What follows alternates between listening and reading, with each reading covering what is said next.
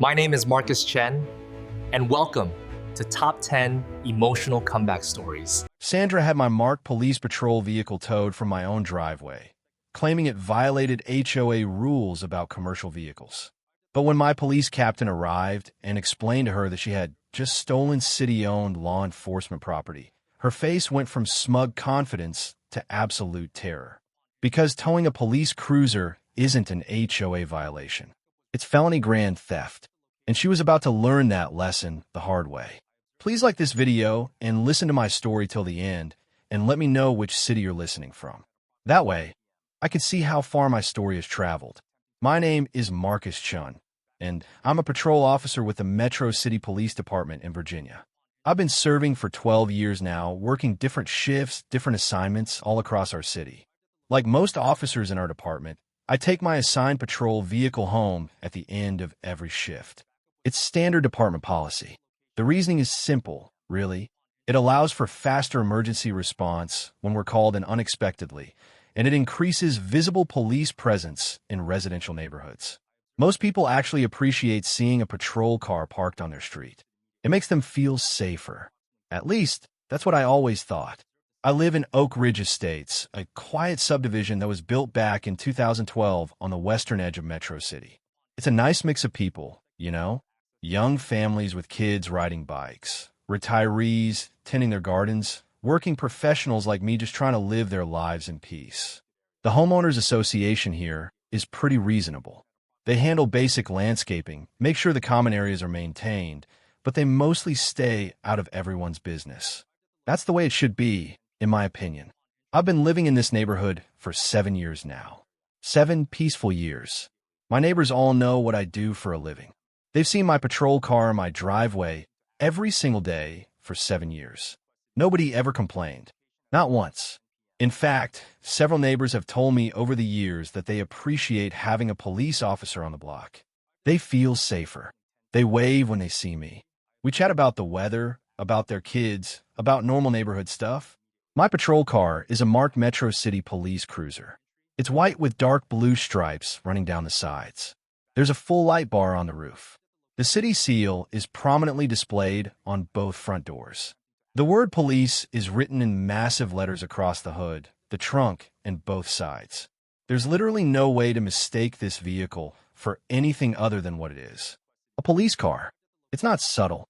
It's not trying to be. For 7 years, this was never, ever an issue. Then Sandra moved in. Sandra Patterson. She bought the house 5 doors down from me about 4 months ago. I remember the day she moved in, actually. Blonde hair, styled perfectly, designer sunglasses, expensive car. She had this air about her, you know? Like she was already sizing up the neighborhood, deciding what needed to change to meet her standards. Within the first week, she was already making waves. I started hearing things from other neighbors. She complained that children were playing too loudly in their own yards during the day. She called animal control on the Hendersons because their dog barked 3 times. She sent nasty letters to people who dared to park their boats or work trucks on their own property. The woman was a one-person neighborhood enforcement squad that nobody asked for. But her main target, her primary obsession, became my patrol car. I noticed her staring at it sometimes when I come home from my shift, just standing at her window, arms crossed, glaring like my vehicle was personally offending her by existing. About 3 weeks after she moved in, I walked out to my car one morning and found a note tucked under my windshield wiper. My heart sank a little when I saw it, because I knew exactly who it was from. The note was typed, printed on expensive-looking paper, very formal. It said, "Commercial vehicles are strictly prohibited in residential driveways according to HOA regulations. Remove this vehicle immediately or face consequences." No signature, no name, but I knew. I took a deep breath and decided to ignore it. Because here's the thing, my patrol car isn't a commercial vehicle. It's a government emergency response vehicle. There's a massive legal difference between the two. Commercial vehicles are things like delivery trucks, landscaping trailers, construction equipment, vehicles used for private business purposes. Police cars, fire trucks, ambulances, these are emergency services vehicles. They're specifically exempted from commercial vehicle restrictions in pretty much every HOA in the country, and they're protected under state law too. But I figured maybe Sandra just didn't understand the difference. Maybe she genuinely thought she was enforcing legitimate rules. So I let it go. A week passed. Then I found another note. This one was less polite. Final warning. Remove the commercial vehicle from your driveway within 48 hours or it will be towed at your expense. Final warning? I felt my jaw tighten. This woman didn't even have the courtesy to knock on my door and talk to me like a neighbor. Just threatening notes on my windshield. That's when I decided I needed to get ahead of this. I called the HOA property management company. A man named Robert answered. He's the manager who handles our subdivision. Robert, hi. This is Officer Marcus Chun from Oak Ridge Estates. I'm getting some concerning notes about my patrol car being parked in my driveway. Is there some new policy I'm not aware of? There was a pause, then Robert sighed. Officer Chun, no, there's no policy against police vehicles. We've actually already addressed this. A new resident has been calling and emailing us repeatedly about your vehicle. We've explained to her multiple times that police cars are not subject to commercial vehicle restrictions. You're absolutely fine to continue parking exactly as you have been. In fact, we appreciate having law enforcement presence in the neighborhood. I felt a wave of relief. Thank you, Robert. I appreciate you clarifying that. So she's been told officially that my vehicle is allowed? Yes, explicitly. Multiple times. I even sent her a copy of the relevant HOA bylaws with the emergency vehicle exemption highlighted. She's been informed. There's no legitimate issue here. Good to know. Thanks again. I hung up feeling better. Sandra had been officially told by the HOA management that my vehicle was perfectly legal and allowed. Surely that would be the end of it. Surely a reasonable person would accept the official answer and move on with their life. Oh, how wrong I was. How incredibly, devastatingly wrong. I worked night shift that week, 11 p.m. to 7 a.m. It's a rough shift, but someone's got to do it. Thursday morning, I came home exhausted after a particularly long night. Domestic disturbance calls, a car accident, paperwork that seemed endless. All I wanted was a hot shower in my bed. I pulled in my driveway at about 7:30 in the morning, parked my cruiser like I had done literally thousands of times before, and headed inside. I took that shower, changed into comfortable clothes, and collapsed into bed. Sleep came fast. When I woke up, it was around 3 in the afternoon. The house was quiet. Sunlight was streaming through my bedroom window. I felt that groggy, disoriented feeling you get from sleeping during the day. I walked to the window to check the weather, glanced down at my driveway, and my heart stopped. My patrol car was gone. I stood there for a moment, just blinking, trying to process what I was seeing. An empty driveway.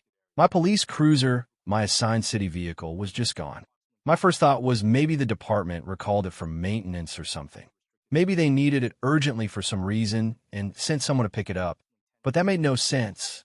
They would have called me. They would have left a note. There would have been some communication. I rushed outside, looking up and down the street like maybe I'd parked it somewhere else and forgotten. But no, I distinctly remembered parking it in my driveway. I checked my phone. No messages from the department. No missed calls. Nothing. My hand started shaking as I dialed my sergeant's number. Sarge, it's Chun. Hey, did someone from the department come pick up my unit? It's not in my driveway. There was a pause. No. Chun, your unit should be with you. What do you mean it's not there? I mean it's gone, Sarge. I parked it this morning after my shift, went to sleep, and now it's just gone. The vehicle is missing. I could hear the concern in his voice immediately. That's a serious problem, Marcus. A missing police vehicle is a serious problem. Let me make some calls. Don't go anywhere. I'll call you back in 5 minutes. Those 5 minutes felt like 5 hours. I paced my living room, looking out the window every few seconds like maybe the car would magically reappear. My mind was racing through possibilities. Had it been stolen? Had someone taken a police car right out of my driveway in broad daylight? My phone rang. Chun, I found your unit. Where is it? It was towed. Richmond Metro Towing has it at their impound lot on Marshall Boulevard. They towed it at 11:45 this morning. My blood ran cold. Who authorized that? According to their records, someone claiming to be the HOA president called and reported an illegally parked commercial vehicle.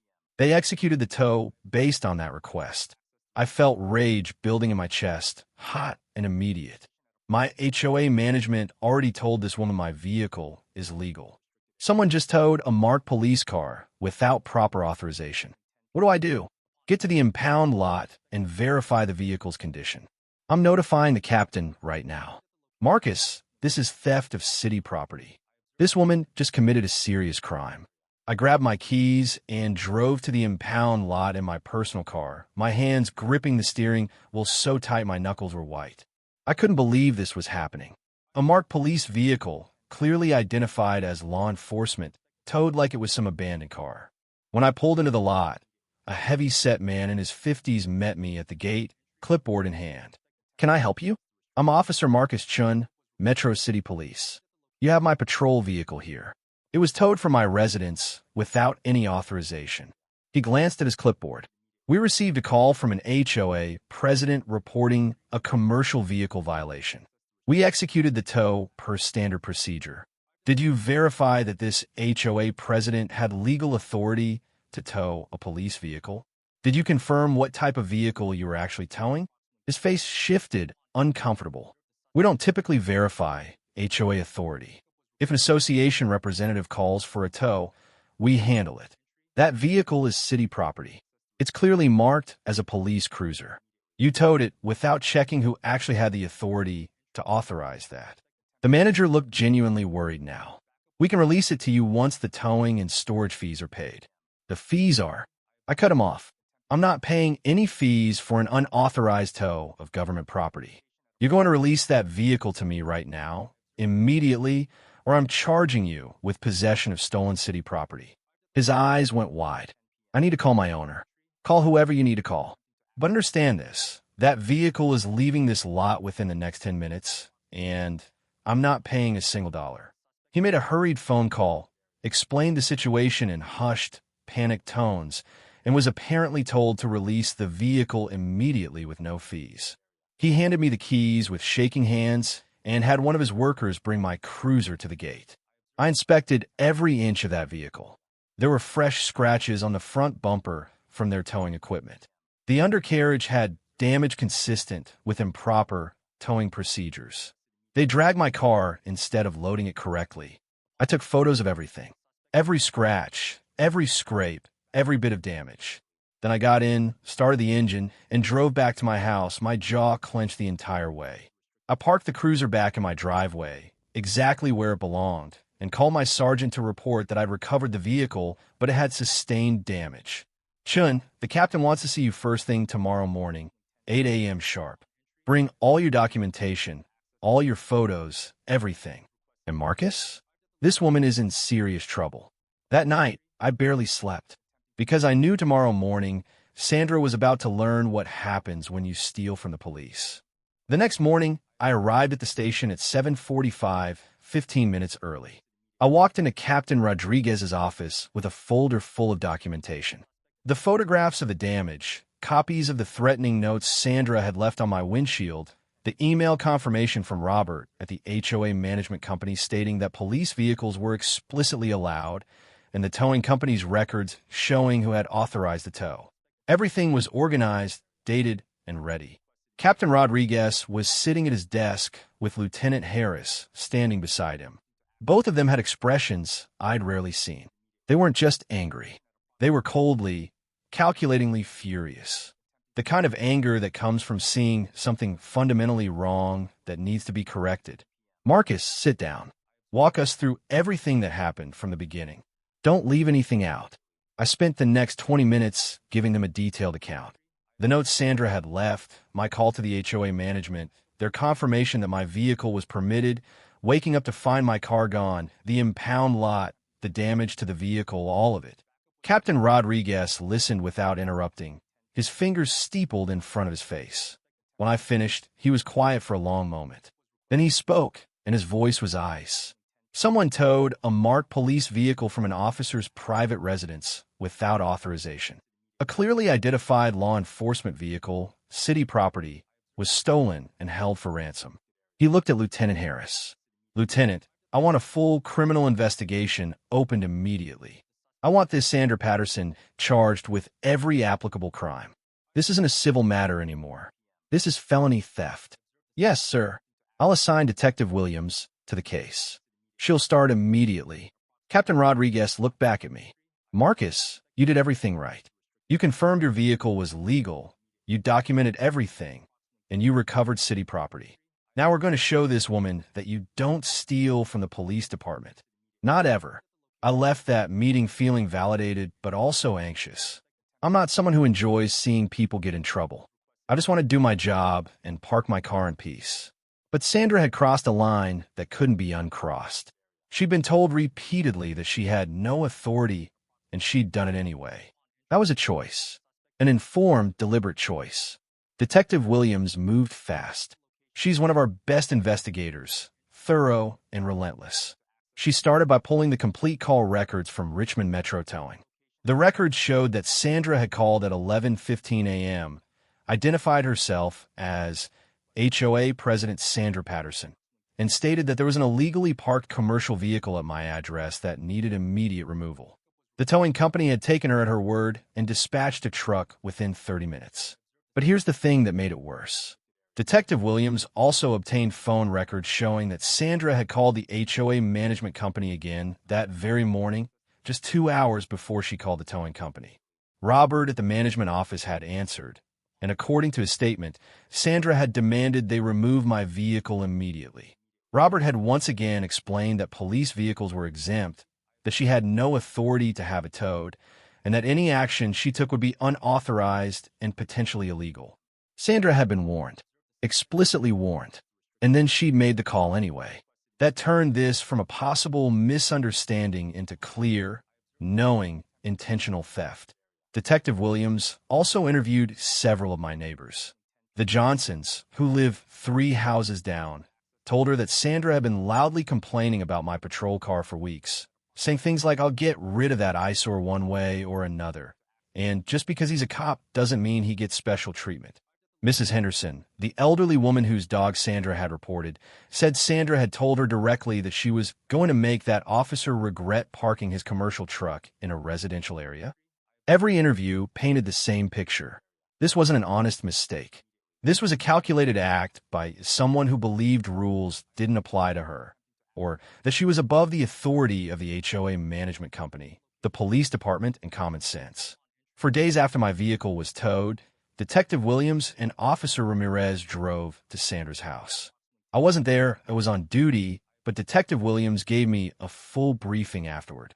They knocked on her door at 9:30 in the morning. Sandra answered wearing a silk robe and holding a cup of coffee, looking annoyed at being disturbed. "Yes? What is it?" Detective Williams held up her badge. "Miss Patterson, I'm Detective Williams with Metro City Police. I need to speak with you about a vehicle tow that occurred last Thursday." Sandra's expression didn't change. She just looked irritated. "What about it?" "I reported a commercial vehicle violation. That's within my rights as HOA president. Were you aware that the vehicle you had towed was a marked police patrol car?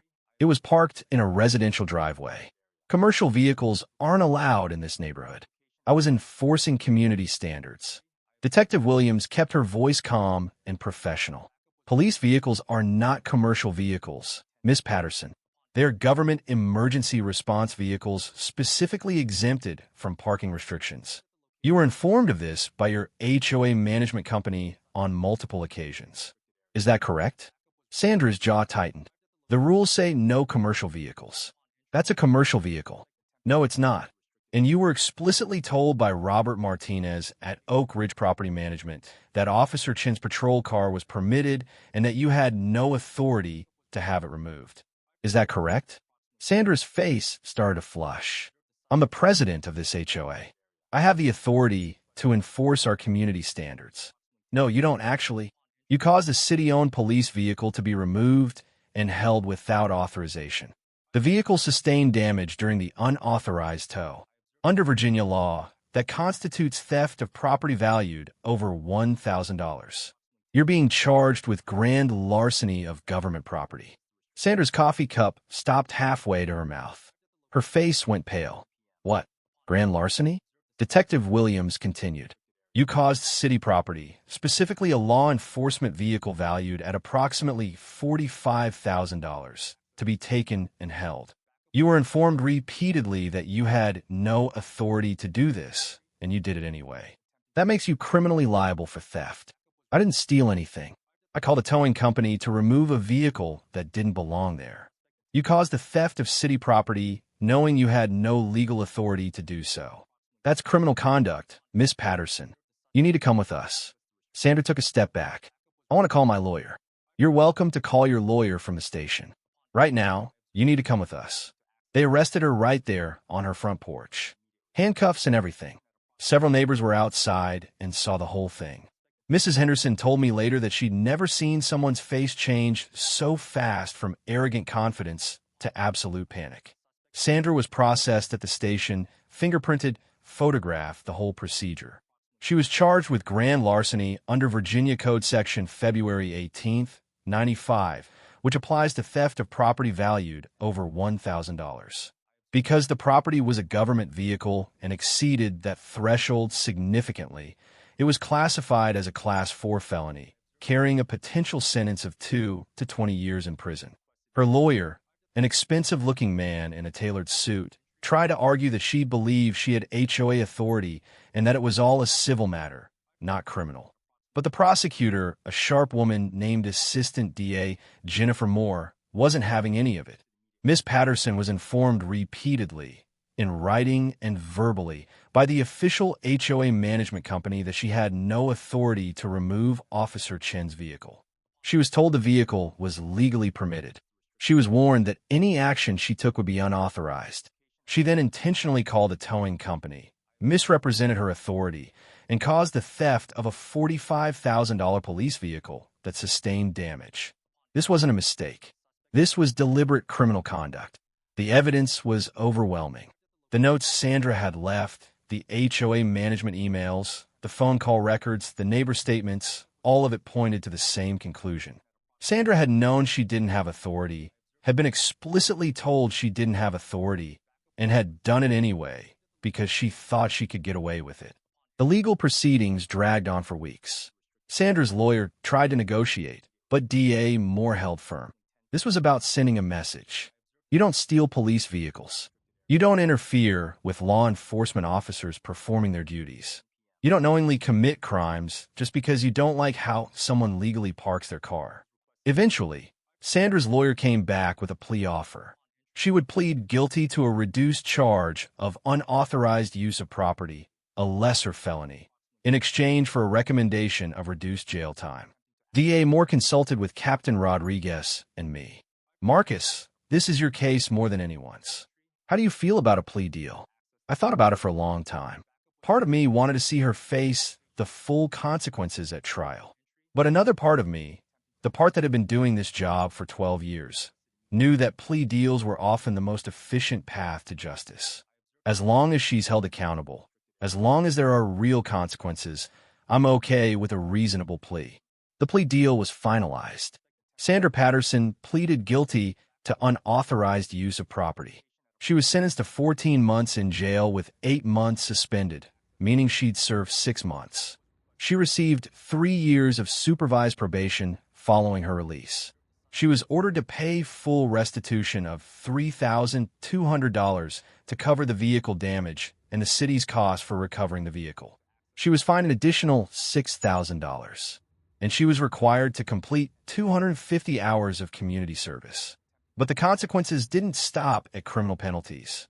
The Oak Ridge Estates HOA board held an emergency meeting the day after Sandra's arrest. They voted unanimously to remove her as president, effective immediately.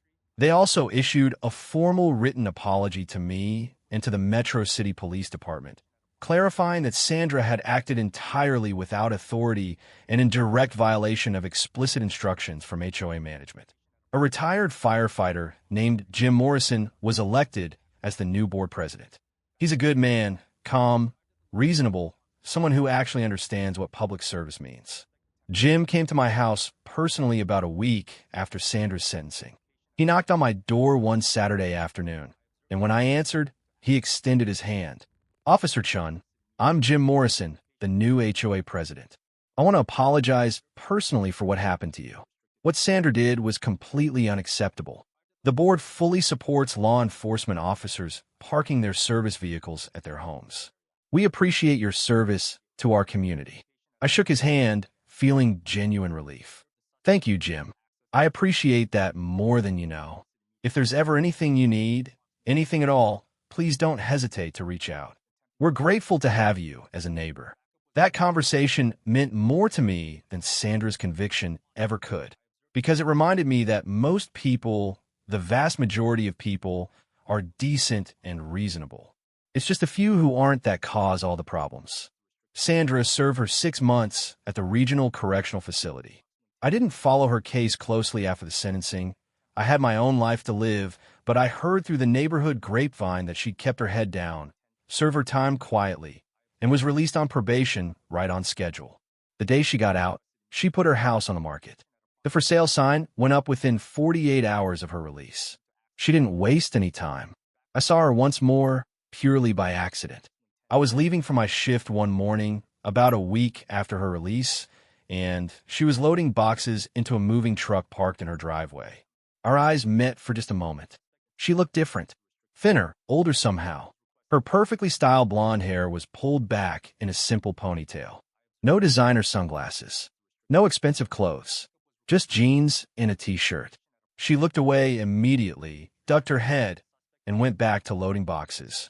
I didn't say anything. There was nothing left to say. According to Jim Morrison, she sold the house within 3 weeks and moved out of state. North Carolina, someone said, starting over somewhere nobody knew her story. Part of me felt a little sorry for her.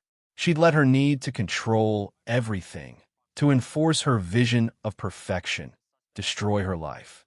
She'd had a nice house in a nice neighborhood, and she'd thrown it all away because she couldn't accept that one single thing didn't go the way she wanted. But mostly, I felt relieved. Relieved that it was over. Relieved that justice had been served.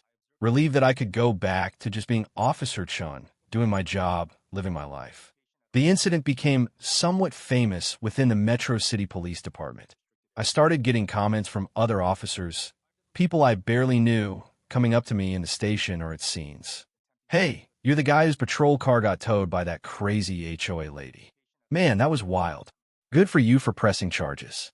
Captain Rodriguez even used my case as an example during a community relations meeting.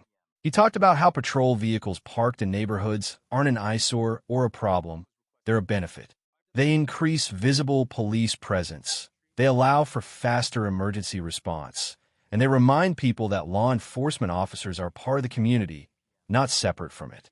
Several citizens who attended that meeting came up to me afterward to thank me for my service and to say they appreciated seeing patrol cars in their neighborhoods. The towing company, Richmond Metro Towing, also faced consequences. While they weren't charged criminally, the city removed them from the approved towing rotation for a full year as a penalty. The city's position was clear. If you're going to tow vehicles, you need to verify authority and use basic common sense. A clearly marked police vehicle should raise immediate red flags. The fact that they just towed it without asking any questions showed a level of negligence that couldn't be ignored. I heard their business took a significant hit from losing city contracts. Other towing companies in the area picked up the work, and by the time Richmond Metro's suspension ended, they'd lost most of their regular clients. The owner tried to rebuild, but the damage was done. Sometimes actions have consequences that ripple out further than you expect. Life gradually returned to normal. I continued working my shifts, parking my patrol car in my driveway every single day. The scratches from the unauthorized tow were still visible if you looked closely, small reminders of what had happened. The department offered to have the vehicle fully repaired, but honestly, I told them not to bother. Those scratches serve a purpose. They reminded me that standing up for yourself matters, that documentation matters, that following proper procedures matters. Other neighbors started being more friendly after the incident. I think some of them have been quietly intimidated by Sandra when she was around, worried about getting on her bad side. With her gone, people relaxed. The Johnsons started inviting me to their summer barbecues. The Henderson's dog, the one Sandra had reported, would run up to me wagging his tail whenever I got home from shift. Kids played in the streets again without worried parents rushing them inside. The new family who bought Sandra's house moved in about 2 months after she left. The Kowalskis, a nice couple in their 40s with 2 teenage kids. Mr. Kowalski came over the day they moved in to introduce himself. Officer Chun, I'm David Kowalski. We just bought the place down the street. I wanted to introduce myself and say we're really glad to have a police officer in the neighborhood. My wife and I both think it's great seeing your patrol car around. Makes us feel safer. I shook his hand, smiling. Welcome to the neighborhood, David. If you folks need anything, don't hesitate to ask. His wife, Marie, was equally friendly. Their kids were polite, well-behaved teenagers who sometimes waved when they saw me. It was everything Sandra's presence hadn't been. Normal, peaceful, kind. One afternoon, about 4 months after everything settled down, I was in my driveway washing my patrol car. Just routine maintenance, keeping it clean. Jim Morrison walked over from his house, hands in his pockets. Marcus, can I talk to you for a minute? Of course, Jim. What's up? He looked a little uncomfortable. I wanted to ask you something, and I hope this doesn't come across wrong. I just want to make sure the HOA is doing right by you. Are we good? Are you comfortable here? I set down the sponge I was holding. Jim, honestly, I'm more comfortable now than I've been in months. You and the board have been nothing but supportive. I appreciate everything you've done. He looked relieved. Good, because the board wants you to know, officially, that we value having you here. Law enforcement officers, firefighters, EMTs, anyone in public service, you're always welcome in this neighborhood. We're putting it in writing, actually, updating the HOA bylaws to explicitly state that emergency service vehicles are permitted without restriction. That means a lot, Jim. Thank you. We learned a hard lesson with Sandra. Sometimes people get into positions of minor authority and let it go to their heads. They forget that being on an HOA board isn't about control. It's about service. Serving the community, making things better for everyone. Sandra forgot that, but we won't. I went back to washing my car, feeling genuinely content for the first time in months.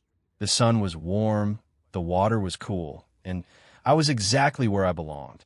That evening, I sat on my front porch with a cold beer, watching the sunset paint the sky in shades of orange and pink.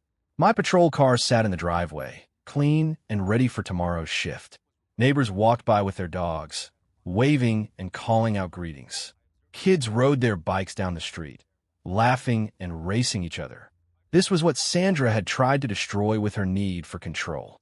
This simple, peaceful, ordinary life. And she'd failed.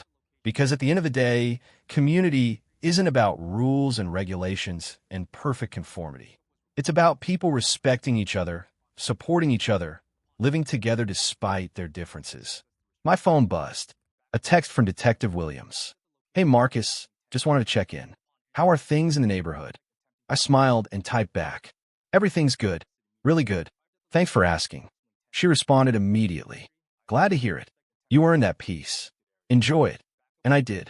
For the first time in months, I went to bed that night without any anxiety, without any anger, without any worry about what tomorrow might bring. Just peace. Simple, hard-won, well-deserved peace. Because sometimes standing your ground and refusing to be pushed around is exactly what brings you back to the life you deserve. Months turned into a full year, and life in Oak Ridge Estates became everything I'd hoped it would be when I first moved in 7 years ago. The neighborhood felt alive again in a good way. People actually talk to each other now. Block parties started happening.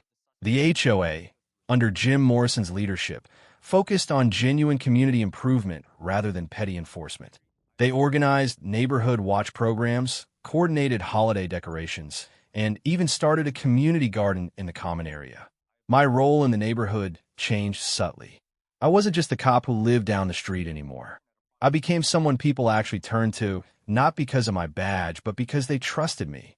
Mrs. Henderson called me one evening because she heard strange noises in her backyard. It turned out to be a raccoon family that had made a nest under her deck, completely harmless, but she felt better having me check it out. The Johnsons asked me to talk to their teenage son about making good choices after he started hanging out with some questionable friends. Simple things, neighbor things. I started volunteering with the department's youth outreach program on my days off.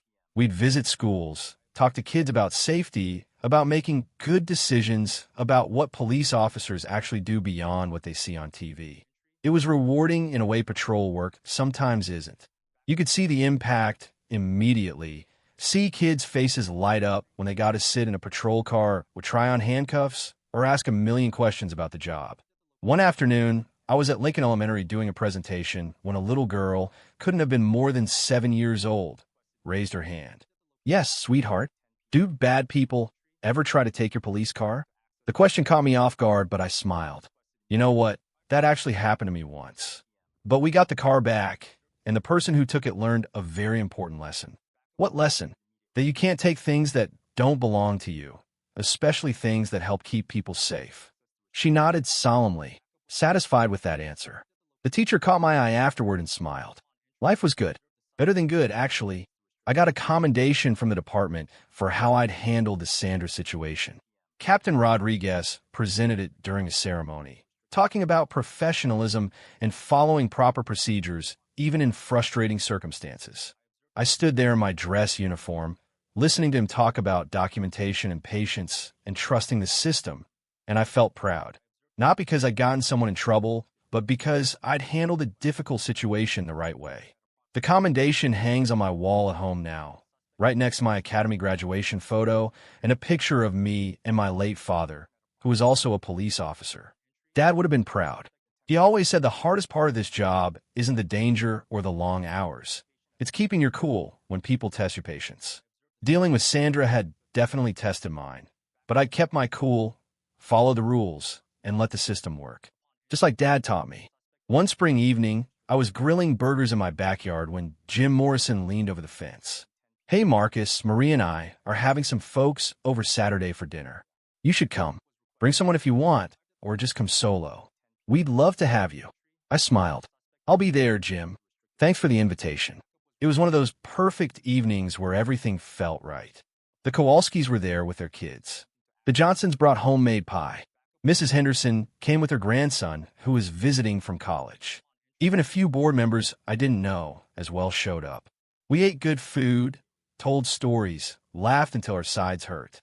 At one point, David Kowalski raised his glass. "I want to make a toast to Marcus for being exactly the kind of neighbor and officer this community needs, and to Jim for being the kind of leader who actually gives a damn about the people he serves." Everyone raised their glasses and cheered. I felt my throat tighten with emotion. This was community. This was what it was supposed to feel like.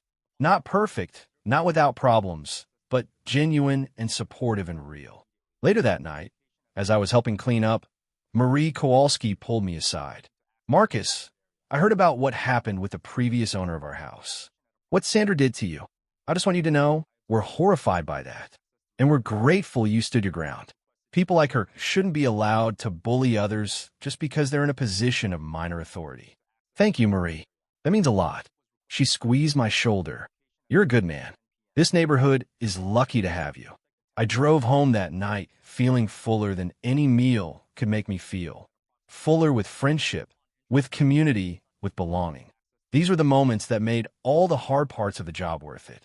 The long nights, the difficult calls, the occasional person like Sandra who made things harder than they needed to be. It was all worth it for nights like this. At work, things are going well too.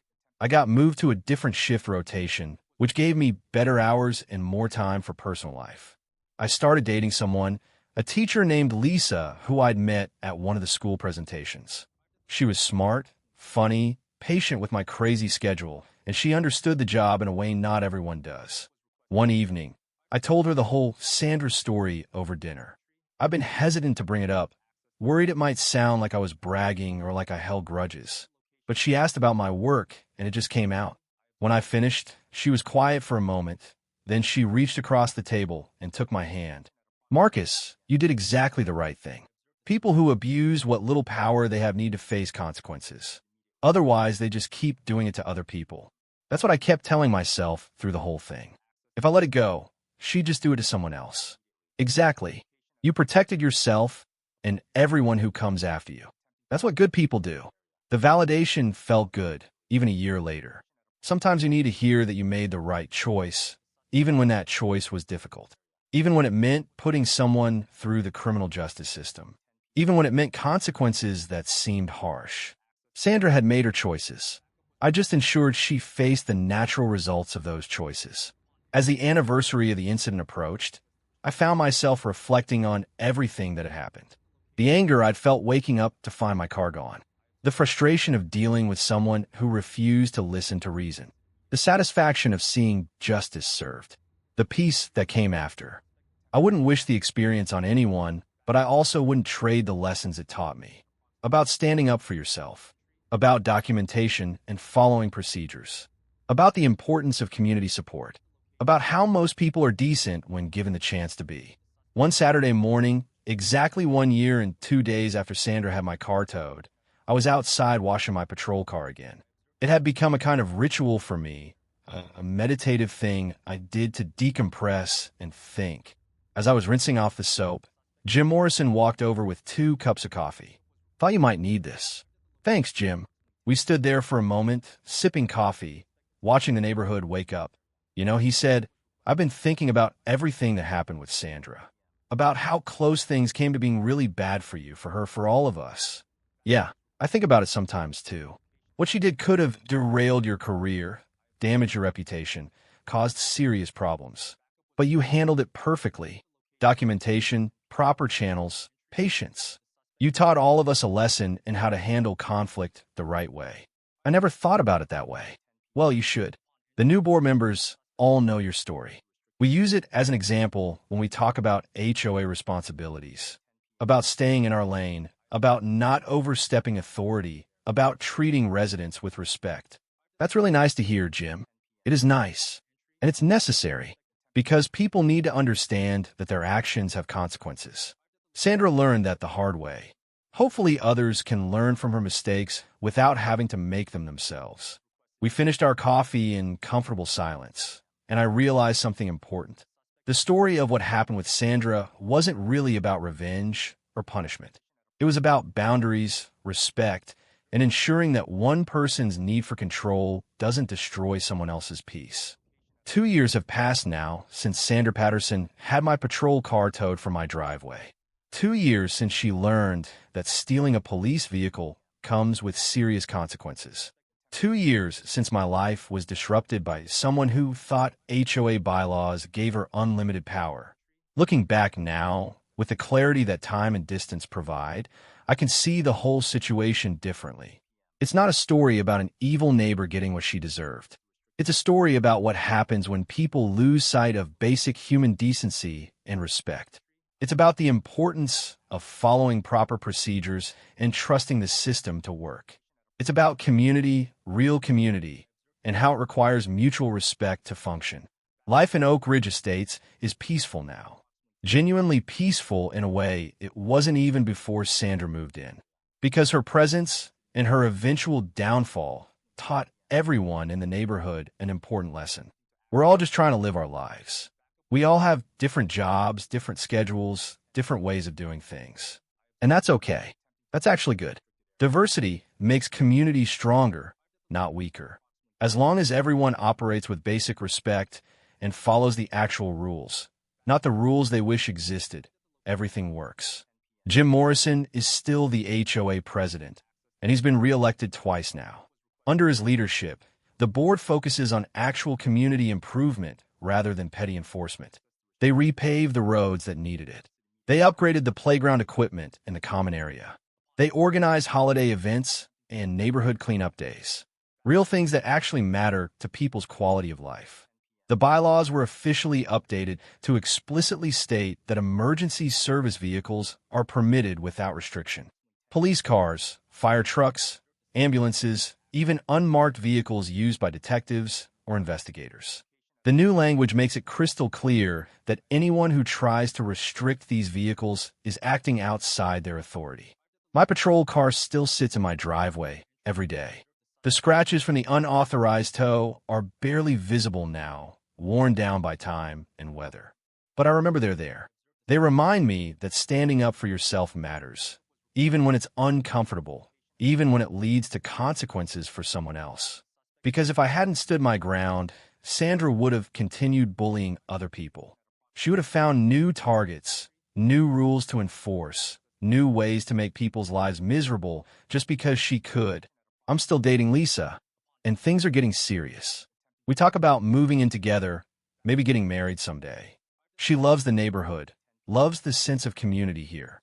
She jokes that she's dating me partially for access to the best block parties in Metro City. I tell her that's fair. Our block parties are pretty great. Her students ask about me sometimes. Is your boyfriend really a police officer? Does he catch bad guys? She tells them yes, and that police officers are just regular people doing an important job. I appreciate that she doesn't make it sound more dramatic or dangerous than it needs to be. Detective Williams and I still keep in touch. She messages me occasionally to check in, see how things are going. Last month, she sent me an article about another HOA case in a different state where a veteran had his service dog reported as a nuisance animal. The HOA tried to have it removed, despite federal laws protecting service animals. The veteran sued and won a significant settlement. Williams added a note. These HOA tyrants never learn, do they? I wrote back. At least this veteran got justice too. The Metro City Police Department used my case in a training module about documentation and following proper procedures when facing harassment. New officers learn about how I documented everything, how I went through proper channels, how I let the system work rather than try and handle things myself. It's a little surreal knowing my experience is being taught to others, but if it helps even one officer handle a similar situation better, it's worth it. Mrs. Henderson passed away last year. Natural causes, peacefully in her sleep at age 87. Her grandson took over her house and still lives there with his wife and their baby daughter. They're good neighbors, quiet and friendly. The baby's name is Eleanor, and sometimes when I come home from night shift, I see the young father walking her in a stroller, trying to get her to sleep. He always waves, mouths thank you for the quiet patrol car engine as I pull in my driveway. Those little moments of consideration, that's what community is really about. The Johnson's son, the one they were worried about, ended up turning things around. He's in college now studying criminal justice. He told me once that our conversation, the one his parents asked me to have with him, really made a difference. He said I treated him like an adult, didn't lecture, just talked to him honestly about choices and consequences. Now he wants to become a police officer himself. I wrote him a recommendation letter for his application to the academy. If he makes it, I think he'll be a good one. David and Marie Kowalski have become close friends. We have dinner together regularly, sometimes at their place, sometimes at mine. Their kids are doing well, both in college now.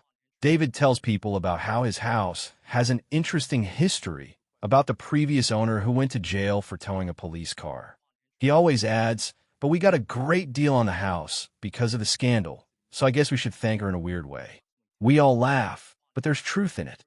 Sometimes other people's mistakes create opportunities for those who come after. I still work patrol, still love the job despite its challenges. I've seen a lot in 12 years, almost 13 now. Domestic violence calls that break your heart. Car accidents where you hope everyone survives. Welfare checks on elderly residents living alone. Traffic stops that turn dangerous in seconds. Moments of genuine heroism from ordinary citizens. Kids who wave the patrol car like I'm their hero. Adults who curse at me for enforcing laws they don't like. It's all part of the job, the good and the bad, and everything in between. But coming home to Oak Ridge Estates, parking my patrol car in my driveway, walking into my house knowing I'm surrounded by neighbors who respect what I do, that makes all the hard parts manageable. That's the foundation that lets me go back out the next day and do it all again. One thing I've learned, really learned deep in my bones, is that most people are good. Most people are reasonable. Most people just want to live their lives without drama or conflict. The Sandra Pattersons of the world are rare. They're loud and disruptive and memorable, but they're not the norm. For every Sandra, there are 100 Jim Morrisons, 100 Mrs. Hendersons, 100 Johnson families just trying their best. The challenge is not letting the Sandras of the world make you cynical. Not letting their bad behavior convince you that everyone is like that. Because they're not. Most people, given the chance, will do the right thing. They'll respect boundaries, follow reasonable rules, and treat their neighbors with basic human decency. That's what I remind myself on the hard days. That's what keeps me from becoming bitter or jaded. I drove past Sandra's old house last week. The Kowalskis have completely transformed it.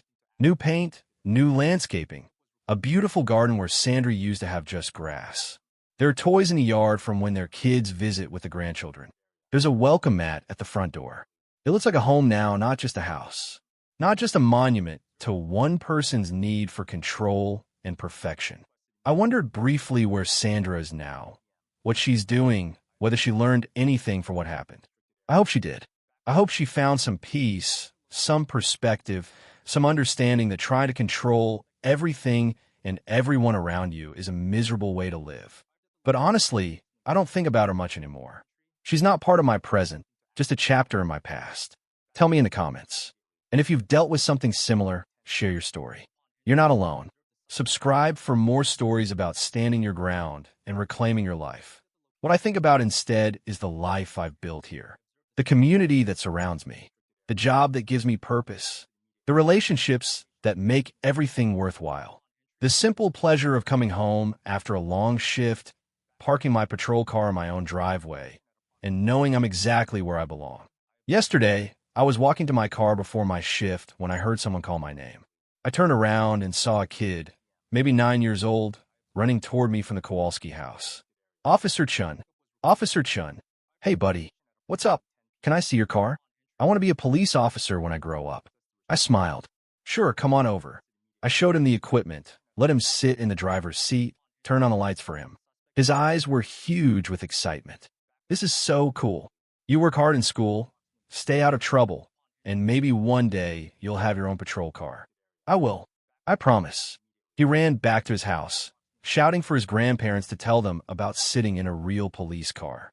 And I got in that same patrol car, the one that caused so much trouble 2 years ago, and I drove to work feeling grateful. Grateful for the job, for the neighborhood, for the life I've built. Grateful that I stood my ground when it mattered. Grateful that justice worked the way it's supposed to. Grateful for all of it. Because at the end of the day, that's what this story is really about. Not about an entitled neighbor who got arrested. Not about revenge or punishment. But about a simple truth that everyone needs to remember. Your rights end where someone else's begin. Your authority extends only as far as the law actually grants it. Your need for control doesn't override other people's right to live their lives in peace. Sandra forgot that, and she paid the price. I hope she's doing better now, wherever she is. I hope she learned the lesson. But whether she did or not, life goes on. My patrol car sits in my driveway tonight, just like it will tomorrow night and every night after that. Because it's my driveway, in my neighborhood, where I'm surrounded by people who understand what community really means. And no one, not Sandra, not anyone, can take that away. Sometimes the vehicle you order towed turns out to be government property protected by law. And sometimes your phone call to a towing company becomes evidence of a felony. That's just how consequences work. Actions have reactions. Choices have results. And thinking you're above the rules is the fastest way to find out exactly what those rules are really for. I'm Officer Marcus Chun. I've been serving Metro City for almost 13 years now. I park my patrol car in my driveway every single day. And I always will, because this is my home. This is my community. And I earn my place here the same way everyone else did. By being a decent human being who respects others and follows the actual rules. That's all it takes. That's all it's ever taken. Everything else is just noise. The end.